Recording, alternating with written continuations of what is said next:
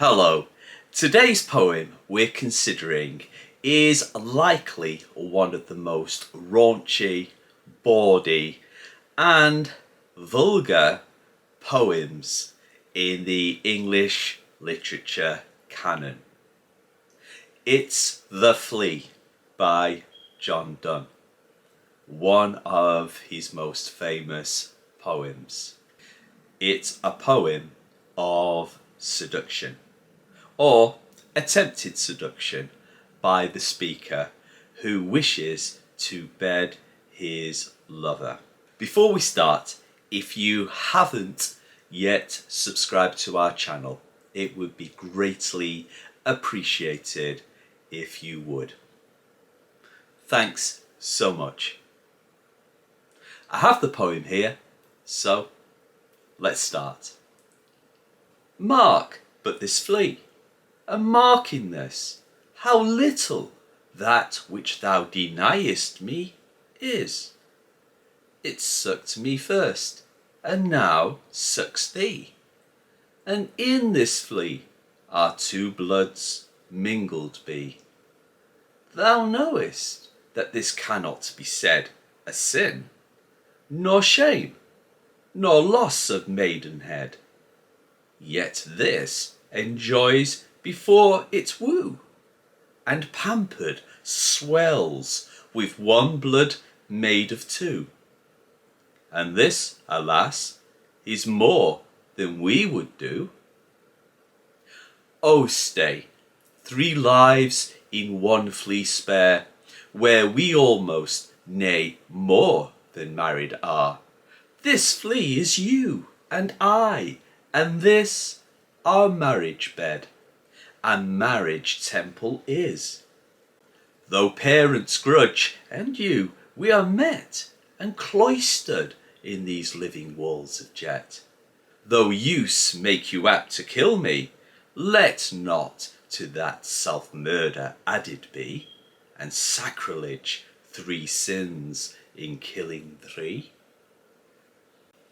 Cruel and sudden hast thou since purpled thy nail in blood of innocence.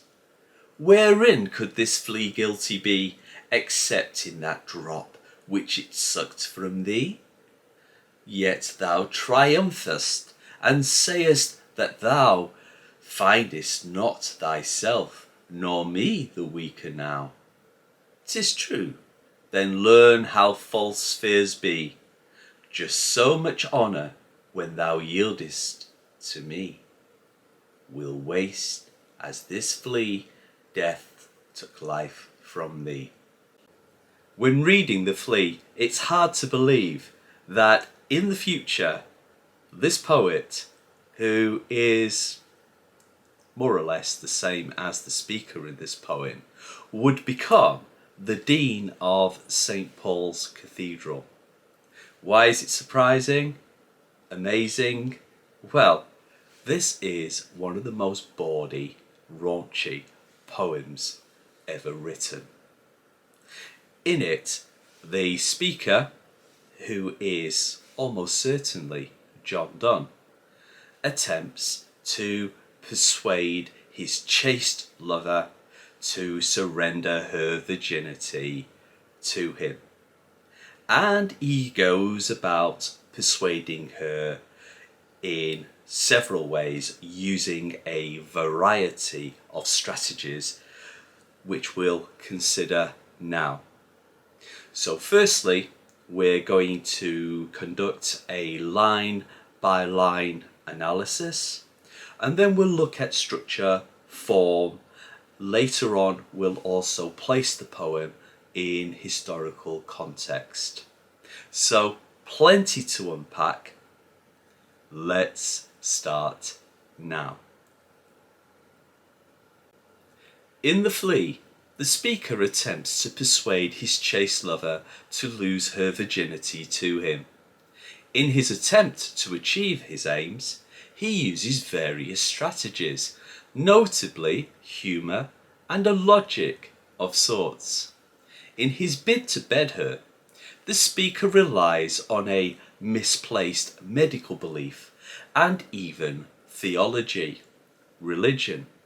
One of the poem's enduring strengths is whether his lover would actually find the speaker's humour appealing, or his logic sound. Donne plays down the importance of remaining a virgin until marriage. He argues that his lover losing her virginity is no more than her losing a drop of blood to a flea that bites her, a trifling matter. When reading this raunchy poem, it is hard to believe that Donne would become the Dean of St. Paul's Cathedral in London in later years, a prominent and highly respectable position. We'll start with a line-by-line analysis and then consider structure, form, and historical context. The first 6 lines introduce the poem's conceit. A conceit is an extended and over-elaborate metaphor. On first reading, the metaphor's comparisons appear fanciful and strained. For example, the speaker compares a flea sharing his blood and the woman's blood to having sex with her without recrimination, consequences, or guilty feelings. A conceit means we must read the poem carefully and reread it to judge whether the poet's comparison is apt. The speaker begins the poem in frustration, even exasperation, with the implication that his mistress continuously refuses to have sex with him. Though she does not speak in the poem, the reader can guess her reasons for rejecting the speaker's advances through the arguments he makes to convince her to change her mind. She wants to preserve her virginity, and she worries that losing it outside of marriage will result in shame and dishonour. The speaker's strategy, therefore, is to convince her that losing her virginity is no great matter and that she should feel no shame. In lines 1 and 2, the speaker examines a flea that has just bitten him and his lover.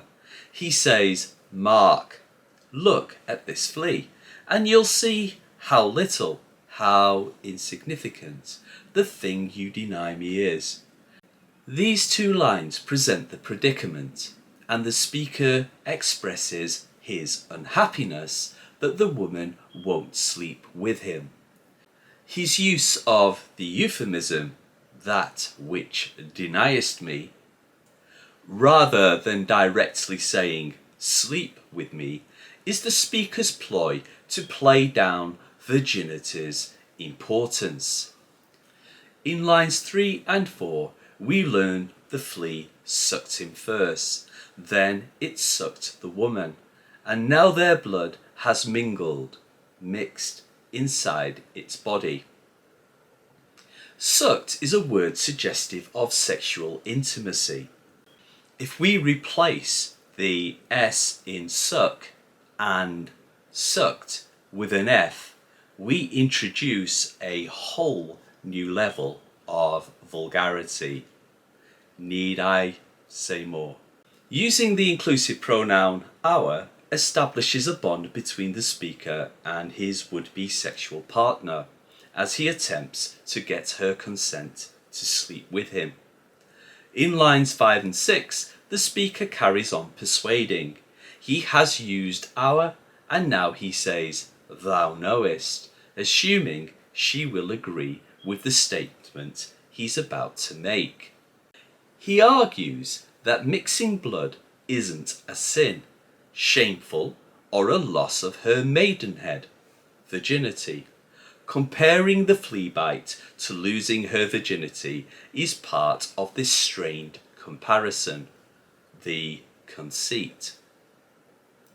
The poem's first stanza reflects the misconceived belief in Donne's time that during sex the sexual partner's blood mingled. Donne playfully suggests the flea has already experienced what she denies him, the mixing of their blood. Sin introduces religion and reminds us of its central role in many people's lives at this time. The speaker assures her that having sex with him isn't a sin. It's only doing what the flea has already done. It's been there first. For example, in lines 7 to 8, he declares, "The flea has already enjoyed you before I could." Using woo suggests the flea has gained her love, slept with her, and now lies pampered, satisfied, and fat, swollen with our mixed blood, one blood made of two.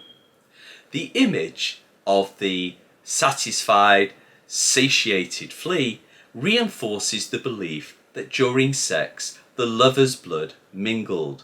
Donne presents an image of the flea basking in post-coital, after-sex satisfaction.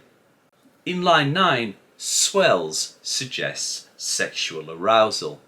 It may suggest the flea is swollen with pride at achieving his goal of sleeping with the woman. Swells may be pressed further beyond its primary meaning to suggest pregnancy. The flea carries the result of their mingled blood and embodies, figuratively, their union, like a child is the product of intercourse. If the speaker intended swells to carry this meaning, it is a dangerous strategy which may backfire. Wouldn't his lover recoil in horror at the thought of intercourse resulting in pregnancy? Perhaps in the throes of frustration, the speaker reveals more than he intended. Line 9 reveals his frustration. "Alas," he laments, "the flea is having more fun with our bodies than we are allowed to do." Throughout, the speaker's tone is playful, humorous, and flirtatious. Humour can be a great persuasive tool, and a strategy he employs to bed this woman. It is a strategy that Andrew Marvell also uses in his poem To His Coy Mistress. In stanza 2, line 10, the speaker begs his mistress not to kill the flea because it would be like killing them. Although the woman is absent in the poem, the use of direct address makes her seem like she is present, listening to his plea. Direct address creates an intimacy between the couple. In line 11, he argues that killing the flea would also kill us because we are as good as married in the flea's body. Here, the speaker continues the conceit that mixing blood in the flea is the same as having sex. For comic effect, to charm his mistress into bed, he uses hyperbole, nay, more than married are. The speaker develops this argument in lines 12 and 13. He claims the flea is their marriage bed and their marriage temple, the wedding chapel where they were metaphorically married. Marriage bed is where a couple consummate their marriage, have sex for the first time following marriage. Comically, temple suggests their coupling is sacred and approved by God. In line 14, the speaker says the woman's parents disapprove of him, though parents grudge. But, he continues, he and she need not fear being caught, because they have safely hidden in the flea's body, within its walls of jet. Jet is a black semi-precious stone, and this possibly refers to their dark mingled blood. Jet suggests that having sex would be precious and strengthen their relationship. Cloistered, hidden, suggests their coupling would be clandestine, secret, and her parents would not know, so that she would preserve her reputation. Also, he tries to persuade her by using reverse psychology. He reminds her that her parents disapprove of him, hoping this might spur her to sleep with him, if only to rebel against them. The speaker furthers his argument in lines 16 to 18. He reminds her that killing the flea would be killing herself and be sinful because she would be committing murder. She would be killing the flea, him, and herself. Effectively, suicide, self-murder. Playfully, the speaker begs her not to add self-murder to murder. He warns her not to commit sacrilege, disrespect for God, by committing these three sins. Sacrilege and sins remind us of religion's important role in the society of the time, and people's strong convictions. In Donne's time, like murder, suicide was also a sin. In line 18, sacrilege, three sin, is killing three, introduces the Christian concept of the Holy Trinity: God the Father, God the Son, Jesus, and God the Holy Spirit. The speaker references the Holy Trinity as one more strategy to convince the woman that sex with her would be more than physical coupling, but something special, sacred, even though they are unmarried.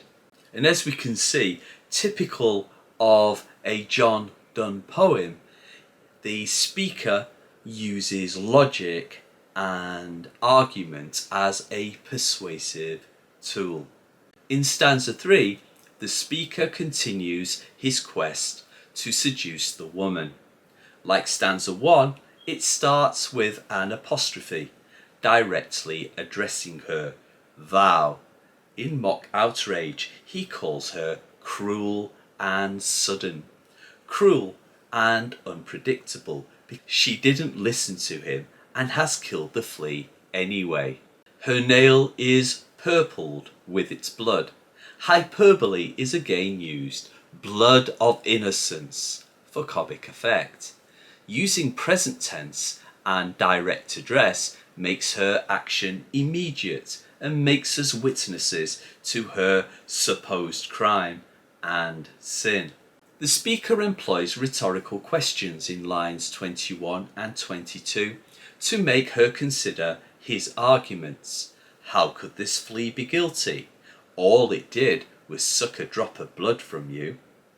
He continues his argument in lines 23 and 25.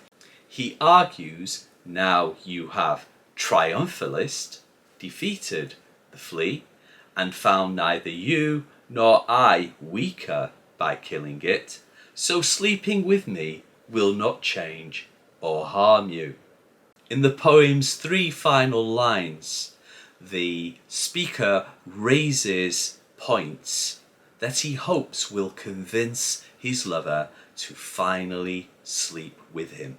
He argues that losing one's virginity is as insubstantial as killing a flea. Killing the flea should be an example of how false, unfounded your fears are. Line 25, then learn how false fears be. The imperative, then learn, makes the speaker's tone preachy and bossy, perhaps revealing mounting frustration. His certainty implies he is already experienced in matters of the flesh.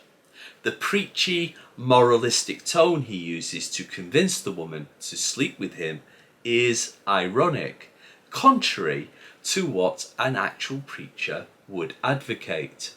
He argues that losing one's honour in yielding, yieldest, to him, losing her virginity to him, is as trivial as her taking a flea's life.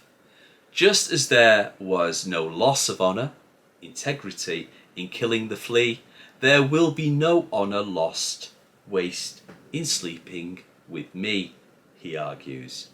And any honour you might waste, lose, would be as insignificant, minor, as the drop of blood you lost when you squashed the flea, as the flea's death took life from thee. Therefore, the last 3 lines are the poet's takeaway message to his would-be lover. He ends the poem with a tercet. The last 3 lines rhyme to emphasize his point. Yield and honour are words associated with battle. They suggest the speaker sees bedding her as a conquest, and he assures her there is no dishonour in surrendering her virginity to him. In the final line, the antithesis, death and life, introduces a succinct, persuasive argument. Death possibly refers to the loss of virginity, the end of innocence, but balanced with life, suggesting losing virginity is a rite of passage that brings a new life, meaning, new knowledge and understanding. Secondly, death is a reminder that they both live in a world where life was often short and brutal. Here, the speaker's words act subliminally, at an unconscious level. They remind her that death can happen unexpectedly at any time, and that they should seize the moment and enjoy their time together. The Flea in this respect is a carpe diem poem, a plea to seize the day or harvest the day and make the most of the relatively short time we have. The theme of carpe diem in poems and in other art forms was prevalent at this time. Indeed, Andrew Marvell's poem To His Coy Mistress is such a poem. Blood is used symbolically throughout the poem. It alludes to the physical consequences of a woman losing her virginity. Also, mingling their blood implies sex would create a strong bond between the couple. Sharing blood in some cultures represents this idea. Blood brothers, for example. Blood equates with life and energy. In the final line, losing a drop of blood to the flea took little life or energy from her. In Christianity, blood symbolizes sacrifice. The speaker says, yieldest, acknowledging she is making a sacrifice, but it will lead her to a new life as she acquires new knowledge and understanding, a new stage in her life. By associating sex with religion, the speaker attempts to remove the stigma and shame of losing one's virginity. In stanza 2, the speaker assures her that sex with her would still be a special and sacred act, despite being unmarried. To support his argument, he refers to marriage bed and marriage temple. Underlying the poem is bawdy humour. The speaker's vulgarity and bluntness are tempered, reduced, through euphemisms which skirt around what the speaker craves, sex with her. Euphemisms include that which thou denied me, this cannot be said a sin, and yieldest to me. Although the woman is not present, using direct address, thy and thee, and addressing her in the present tense, creates an impression of her listening to his argument. In lines 19 and 20, his comments on squashing the flea occur in the present tense, reinforcing this immediacy between the speaker and the woman he woos. Using enjambment, run-on lines, for example lines 1 and 2, creates the sense of a flowing speech. The use of iambic pentameter and iambic tetrameter create a seductive rhythm throughout. Iambic pentameter mimics the rhythm of natural English speech, enhancing the poem's conversational and intimate tone. Iambic tetrameter mimics a heartbeat fitting for a romantic poem of sorts. End stop lines, for example, line 6, also break the rhythm, and caesura, for instance, on line 12, splits the rhythm and flow, mimicking the false starts and pauses of speech. Caesura also allows Donne the time to introduce and build his arguments. One more seduction strategy. Now let's consider how structure supports the poem's themes. Groupings of 3 appear throughout the poem. They represent the man, the woman, and the flea. The poem's structure includes 3 stanzas that end in tercets. All 3 stanzas are 9 lines long. The first 6 lines of each stanza are rhyming couplets. The final 3 lines are rhyming tercets. 9-line stanzas are rare in English poetry, and the poem's alternating metres do not follow an established pattern, perhaps reflecting the speaker's unorthodox views on sex before marriage. In the first 6 lines of each stanza, the poem alternates between iambic tetrameter and iambic pentameter. In the tercets, which end each stanza, the first line is always in iambic tetrameter, and the final 2 in iambic pentameter. Recall that pentameter has 5 iambs, dadam, per line, and tetrameter 4. In the first 6 lines of the stanza, the meters alternate every other line. A line of iambic tetrameter followed by a line of iambic pentameter. For example, look at lines 3 and 4. Though note that these aren't perfect, as there is a spondee, stressed, stressed, in the forefoot of line 4. So for example, it sucked me first, and now sucks thee, and in this flea our 2 bloods mingled be. The stanzas then close with 1 line of iambic tetrameter and 2 lines of iambic pentameter. The metrical structure of the poem thus closely imitates its content. In the first 6 lines of the poem, the alternating meters seem to replicate the relationship between the speaker and his mistress. Although they are closely bound together, they are slightly out of step. The changing syncopated rhythm of the poem models both this intimacy and the distance that persists within it and between the couple. Though the poem's form is unusual, it closely mimics the speaker's argument. The couplets that open each stanza might symbolize the 2 lovers' fraught, unconsummated bond. Even as the rhyme pulls them together, the metrical difference between the lines, 4 feet in the first line versus 5 feet in the second, pushes them apart. They both are, and yet are not, joined. From the dynamic push and pull of the couplets, a union appears in the tercet. The tercet single rhyme symbolizes the way speaker and mistress merge in the flea. The tercet is thus a rich and potent symbol of sex, the Holy Trinity, the Eucharist, and marriage itself. The total number of stanzas in the poem, 3, once again echoes this allusion to the Trinity. The final 3 lines of each stanza reproduce the poem's conceit. The 2 become 3, joined together in a single rhyming unit.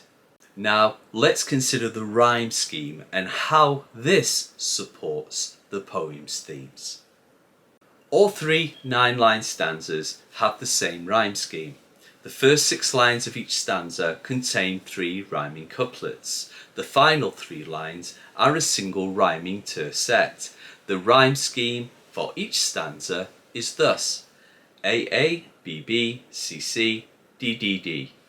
Like the poem's meter, the rhyme scheme closely echoes the poem's themes. The paired rhymes of the couplets symbolise the relationship between the speaker and his mistress. In contrast, the threefold rhyme of the tercets mirrors the relationship between the speaker, his mistress, and the flea, while referencing Christian symbols and rituals like the Holy Trinity and the Eucharist. Interestingly, the verses, like the speaker's arguments, are patched together and easily unravel like his logic. For example, the speaker often uses weak rhymes, like this and is, which appear in lines 1 and 2 and 12 and 13. He also uses slant rhyme, for example, spare and are, in lines 10 and 11. This shoddy attempt at rhyme reveals the speaker's shallow arguments. Therefore, given the holes in the speaker's arguments, success rests on his lover sharing his sense of humour. Will the novelty of his seduction impress her, or will she see through his flattery and strategy? The Flea is likely written as an apostrophe, a discussion with an absent person or thing, although in places it seems he is speaking with someone present. For example, in the first line of stanza 3, when it seems he witnesses her squashing the flea. It lends immediacy to the moment he describes and places us within the poem, witnesses to the flea's demise. For those who want to interpret the poem as an attempt at seduction, it is crucial to assess if its tone is pleading, cajoling, scheming, whining, or patronising, or a combination. Suppose you interpret the poem as a game to be enjoyed for itself. In that case, you can see the poet deliberately adopting the role of the mock preacher. Mark, but this flea sounds like a sermon start, or the tone of a pseudo-intellectual explaining a complex matter. The scope the poem affords the reader to interpret it on their own terms is another reason The Flea is one of the great poems in English literature. Thank you so much for watching this video. I hope you found it interesting and useful. If you did, please hit the like button below. Also, if you haven't yet subscribed to our channel, it would be greatly appreciated if you would. Thank you so much. Please check out our other videos on creative writing and textual analysis. Also check out our other video on John Donne's poem, No Man is an Island. Until next time, write well.